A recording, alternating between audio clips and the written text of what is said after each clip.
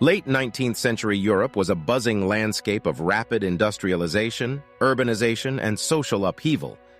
Unlike in previous centuries, many people were now living in cities, most of them working in hard and physically demanding jobs in factories that churned out goods like clothes, food, and other material needs and wants at unprecedented rates.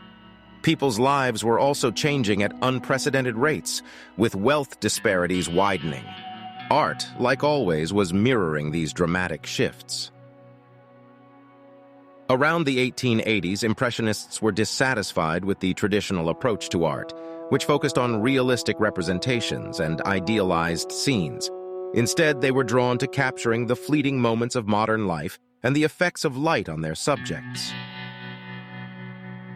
In the 1890s, post-Impressionists grew dissatisfied with the limitations of Impressionism and began to experiment with bold colors, exaggerated forms, and raw brushwork.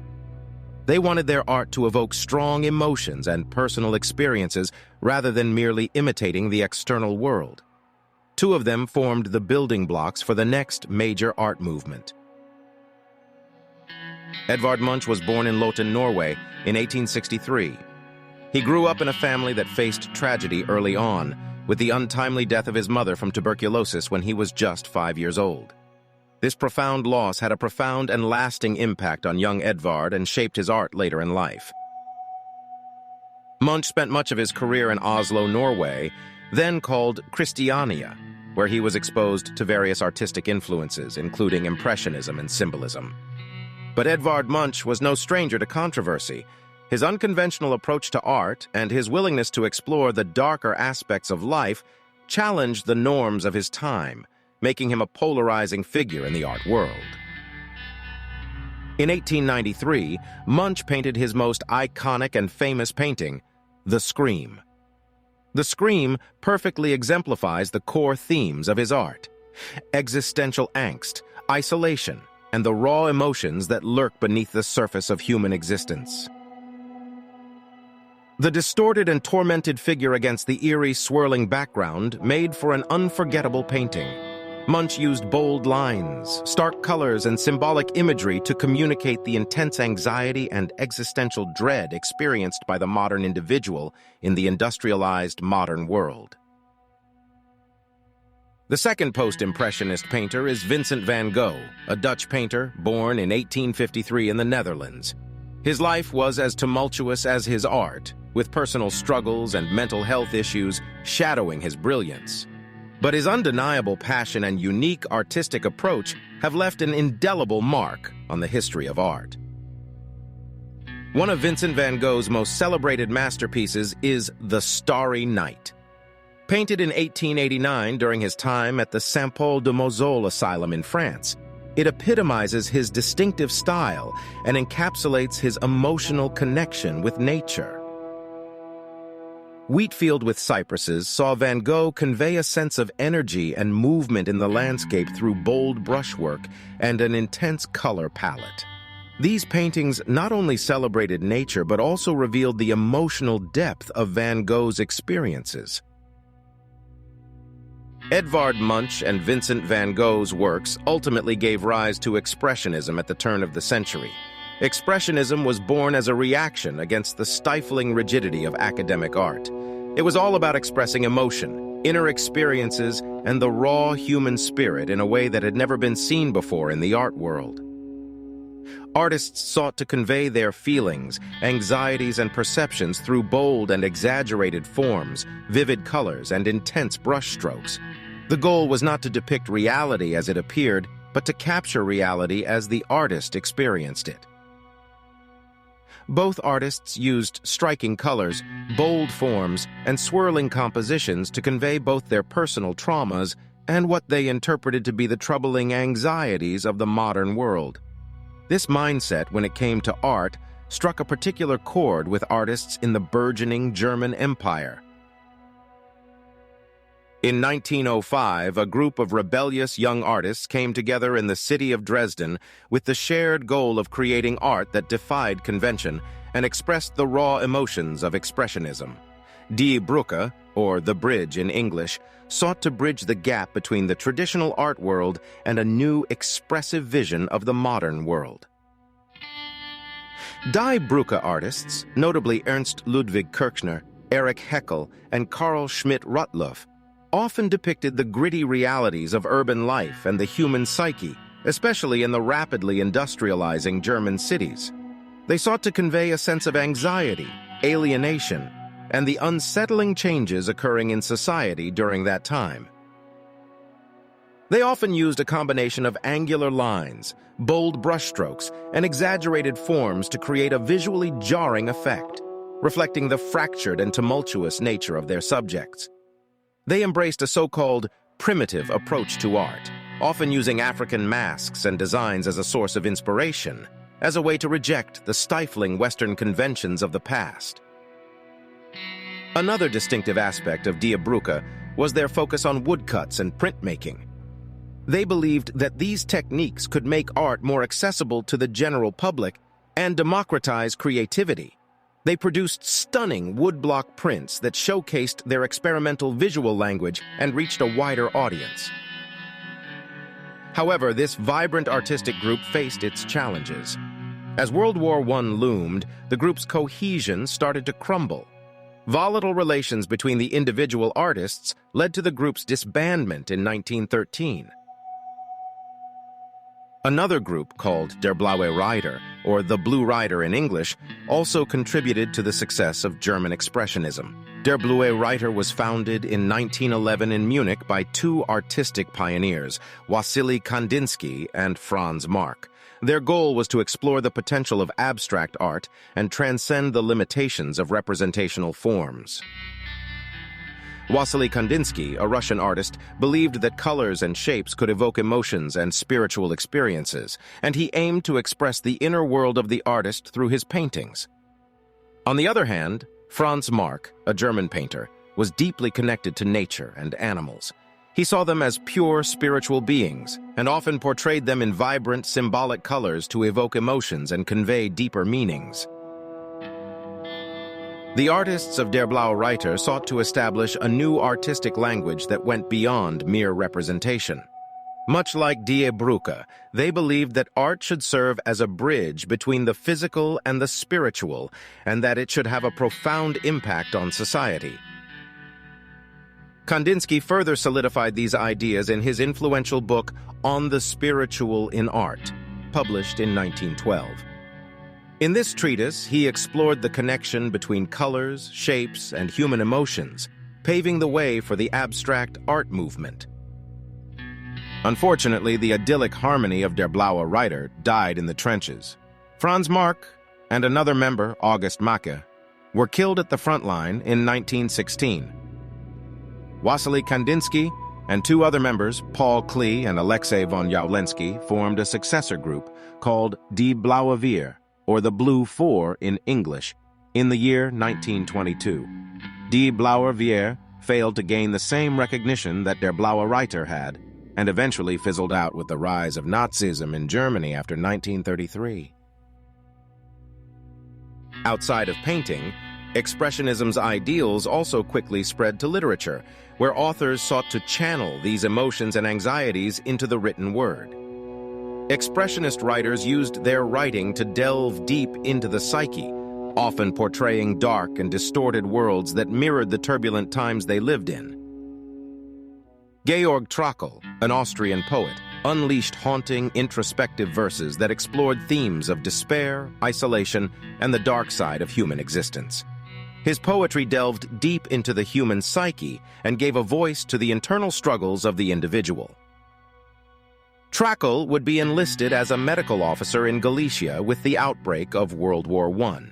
The gruesome wounds and conditions on the Eastern Front led to Trakl threatening suicide, ultimately landing him in a military hospital in the city of Krakow, now in modern-day Poland, where he died of a cocaine overdose in the November of 1914. Franz Kafka, a Czech writer born in Prague in 1883, is undoubtedly one of the most influential voices of the Expressionist movement. His works have left a lasting impression on literature. Kafka's works, like The Metamorphosis and The Trial, are masterpieces of existential unease, where characters find themselves grappling with incomprehensible systems and facing irrational challenges beyond their control. Kafka's writing style was characterized by its ambiguity, the sense of impending doom, and the questioning of reality. His stories delve deep into the psyche, exploring themes of guilt, anxiety, and the complexities of human relationships. Kafka's works were so influential, albeit posthumously, that in the mid-20th century the term Kafkaesque began to gain popularity. It was first used by French existentialist philosopher Jean-Paul Sartre to describe the feeling of being trapped in an illogical and absurd world. Since then, Kafkaesque has become part of the English language lexicon, capturing that eerie, disorienting sensation experienced when confronted with bureaucratic nightmares and irrational circumstances. Expressionism in art and literature tackled themes of isolation, angst, social injustice, and the alienating effects of modern society. The silver screen was no exception in exploring the genre. Expressionist cinema in the 1920s witnessed exaggerated and non-realistic acting styles, surreal sets with sharp angles, and dramatic lighting that evoked intense emotions. The characters in Expressionist cinema were often archetypes or symbols, representing broader human struggles rather than individual personalities. Rather than Bob, Billy, and Joe, the main characters could be the name the man, the father, and the son. These characteristics applied to theater as well. Much like its art, Expressionist cinema found its roots in Germany. The filmmakers of the 1920s, inspired by Expressionist painters like Edvard Munch and Wassily Kandinsky, sought to create an emotional and subjective experience for the audience. They achieved this by employing unconventional visual and narrative techniques. One of the most iconic films of the Expressionist movement was The Cabinet of Dr. Caligari in 1920, directed by Robert Wiene. Its distorted and dreamlike sets with sharp angles and twisted perspectives were designed to convey the unstable mental state of its characters.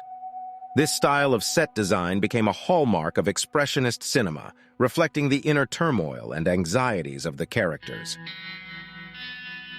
Another masterpiece of the era was Nosferatu in 1922, directed by F.W. Murnau. This silent horror film was inspired by Bram Stoker's Dracula, but reimagined the vampire mythos through an expressionist lens. The eerie and shadowy landscapes, along with the haunting performance of Max Schreck as Count Orlok, added a layer of terror to the narrative, drawing the audience into a nightmarish realm. One of the most ambitious and influential expressionist works was Fritz Lang's Metropolis in 1927. The film portrayed a dystopian city with grandiose architecture and massive machinery, serving as a critique of industrialization and societal disparities. The film's use of visual metaphor and symbolic imagery was groundbreaking, influencing generations of filmmakers to come. The rise of Nazism led many German filmmakers, like Fritz Lang, to seek a new life in America. Here, Expressionism's legacy persisted beyond Germany, seeing the emergence of film noir in Hollywood during the 1940s and 50s. This noir style borrowed heavily from Expressionist aesthetics, emphasizing stark contrasts of light and shadow, along with morally complex characters navigating dark and moody environments. Today, Expressionism continues to inspire filmmakers and shape cinematic language. Directors like Tim Burton, in particular, pay homage to this movement in films like Edward Scissorhands in 1990 and Batman Returns in 1992, with their gothic and fantastical visuals that echo the themes of alienation and inner conflict. The nightmarish scenes of Expressionist cinema were reflective of the post-war German mentality. The conclusion of the destructive First World War brought about political instability, economic crises, social problems, and collective traumatization in the new Weimar Republic. German artists, like many others, were seeking a new way to respond to such a sudden world-changing catastrophe. Out of this cultural shift emerges Neue Sachlichkeit, or New Objectivity in English, a movement that sought to capture the realities of the post-war modern era with unflinching precision, unwavering cynicism, and a harsh satirical edge. New Objectivity was about portraying the world as it was, free from any romanticism or idealism that was prevalent in art at the time. It thrived on sharp, detailed realism, and it wasn't afraid to show the grittier side of post-war German life. Otto Dix, a German war veteran who had served at the brutal and deadly Battle of the Somme, returned home and grappled with the traumatic memories, disillusionment, and the realization that the war had changed society forever. In the years following World War I, Otto Dix channeled his experiences and emotions into one of his most significant and emotionally charged works, Der Krieg, or The War in English. This series consists of 50 etchings and aquatints, completed between 1922 and 1924, depicting the war's harrowing impact on humanity.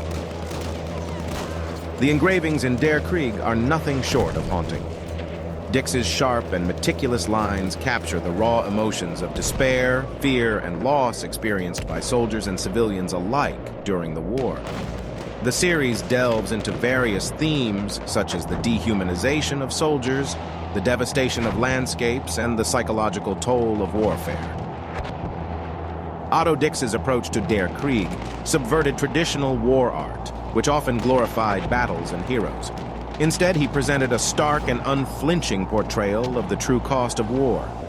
His engravings serve as a scathing critique of those in power who perpetuate violence and the feudal nationalism that led to such a devastating conflict. The destruction in Europe that came about with World War I gave rise to new totalitarian regimes. In Italy, Benito Mussolini took control with his ideology of fascism, which advocated staunch nationalism, corporatism, and militarism. In Russia, a bloody civil war resulted in communists taking power, ultimately seeing Joseph Stalin in 1924 develop a cult of personality and transform Russia into a command economy, resulting in the deaths of millions. And in Germany, Adolf Hitler and his Nazi Party rose to power in 1933. Adolf Hitler and Nazism were able to become a very effective propaganda machine in Germany, as they blamed World War I and the Jewish faith and people for all of Germany's economic and political problems. Like fascism, Nazism advocated totalitarianism and militarism while also propagating white supremacy and anti-Semitism. The Nazis propagated a vision of Germany rooted in conservatism, nationalism, and a rejection of degenerate influences. They considered modern art, especially Expressionism and New Objectivity, as a threat to their values, associating it with what they deemed un-German and degenerate. To solidify their authority and suppress dissent, the Nazis conducted a propaganda campaign against modern art. In 1937, they organized the infamous Degenerate Art exhibition in Munich, which featured confiscated works from museums across the country.